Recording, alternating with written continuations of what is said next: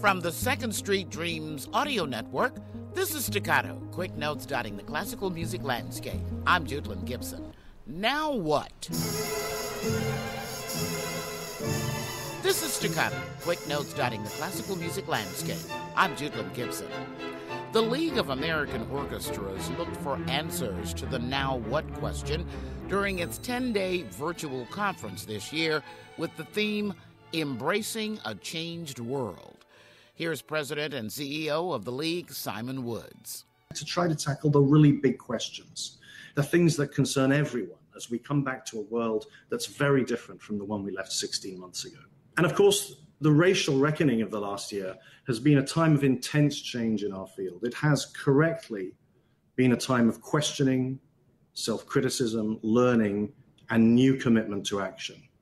And although it's early days, I'm genuinely excited about the steps forward orchestras have made after far too many years of far too little change. And by the way, I include myself in that calculus in my years running orchestras. So this is long overdue. And at the League, other than our baseline commitment to supporting orchestras in their missions, nothing matters more to us than our work advancing racial equity and building a more inclusive and fairer orchestra world. So you'll see that like a persistent and insistent thread running right through conference. And as I've been having conversations with managers around the country in these past months, I really feel the winds of change in the air. It's an exciting time. Jason Nicholson, Director of Marketing for the Austin Symphony Orchestra, was one of the speakers at the conference, and he watched many of the panel discussions. I asked him if the Austin Symphony is feeling those same winds of change. That one was just reassuring us, hey, this is what you guys need to look at for the future coming up, not just this season, but for the future. And it was, KPIs like active patrons, patron confidence, demographics.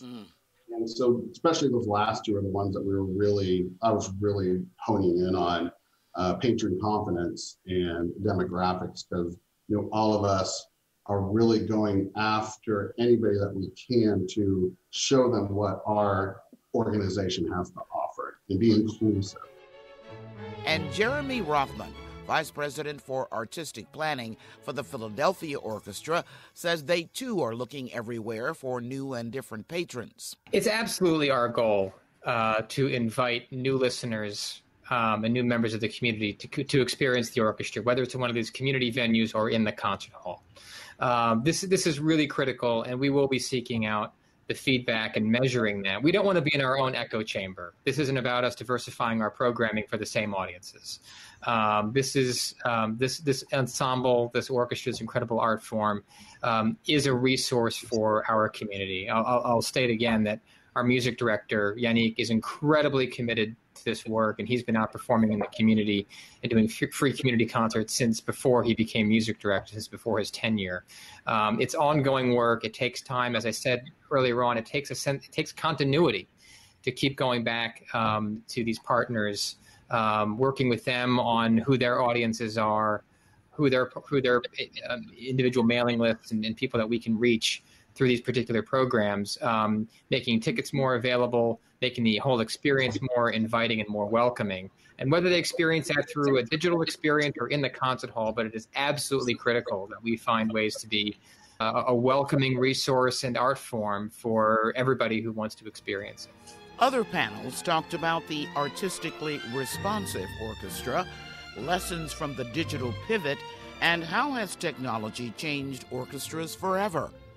For the Austin Symphony, what will be missing this year is digital programming, the kind that got them through the pandemic year. We are going full steam ahead of doing live performances in September.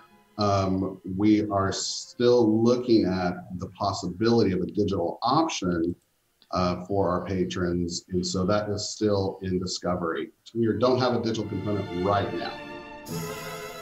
If you want to know more about the Austin Symphony's upcoming season or the League of American Orchestras conference, find the links on the Staccato page on kmfa.org.